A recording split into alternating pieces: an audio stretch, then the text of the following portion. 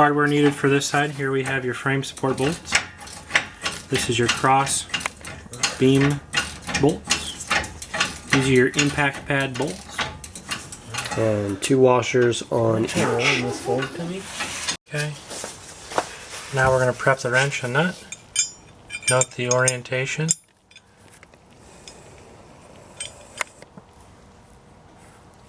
Okay. Okay. Okay. Here we are prepping our wrench and nut.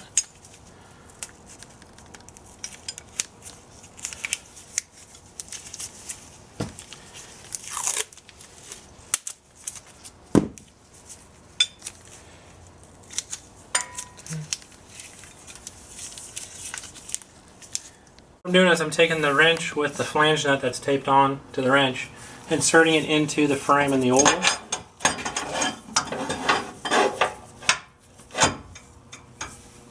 Now you take your finger,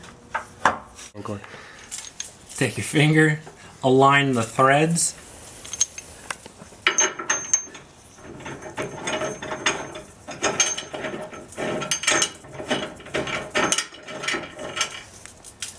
Go ahead.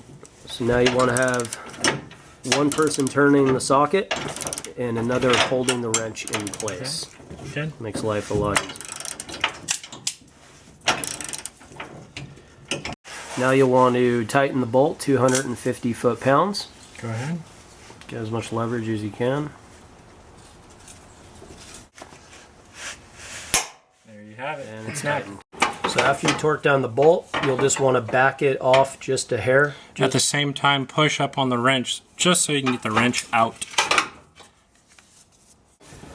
So now you'll want to repeat the same process through the oval on the inside of the frame to the other side.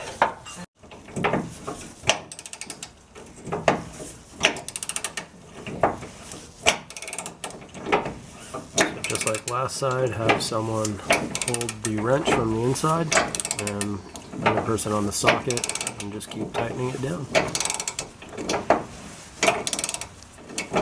So now again, you want to torque it down 250 foot-pounds.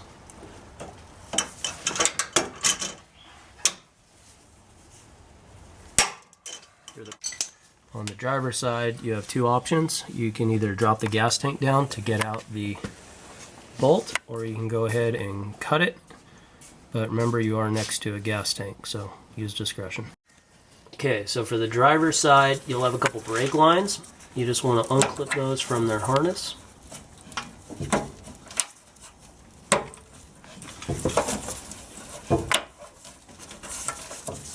Just bend them up and out of the way. Be sure not to kink them. Be a little careful with them.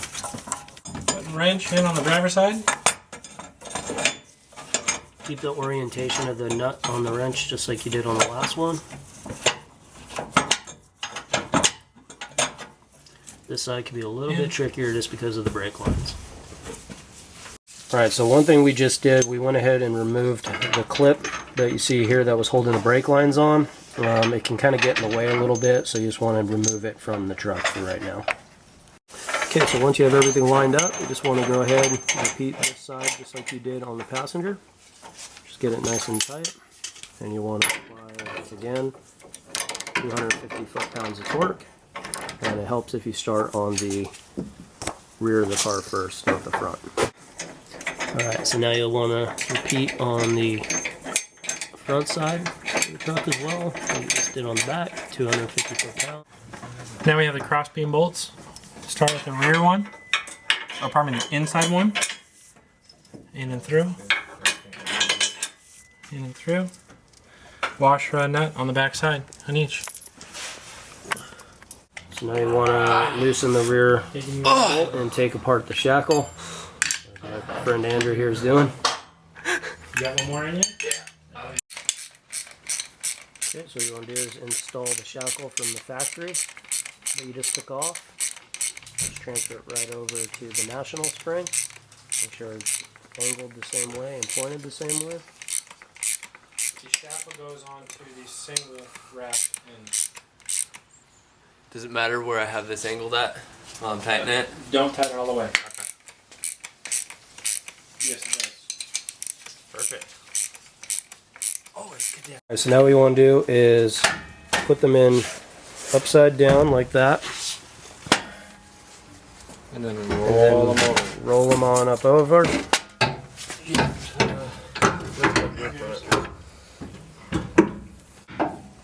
There it is. But they're not in those holes. That's okay. They got to come out. Just put that one in first. Put the front bolt in first. There you go.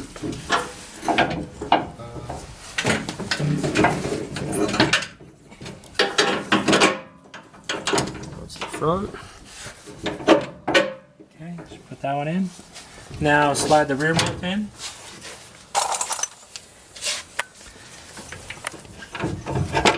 And we want it nut out to us, right? Or you want nut in? Nuts on the inside. Yeah. Bolts through, put the nuts on, but don't tighten them down. Is this going under? Now we do the impact pad. This goes in between the rear end and the leaves. Go ahead. Hold that. Now we're putting the impact pad in. Support underneath.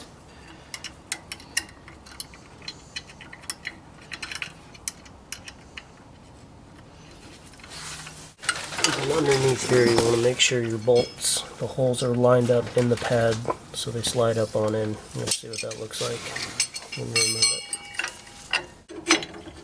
Now go ahead and put your U-bolts in. Large thick washer first, then lock washer, then nut.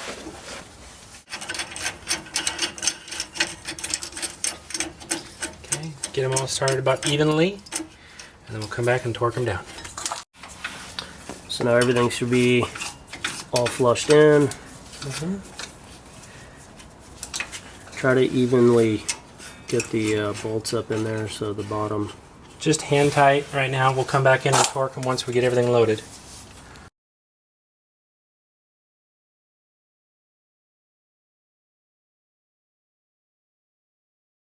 Alright, so you take out your rear Jack stands, stands and so your rear end can droop out more. Now we're going to put in top shock bolt first. Come down to the bottom. Come down, please. Some more on the rear end.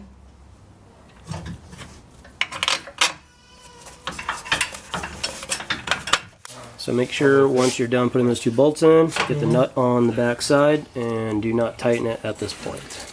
Due to the bushings that are in the shock absorbers, you don't want to tighten the entire rear suspension until it's in a neutral position. Now we just need to take off the cap. Jam that. This pin goes inside that hole.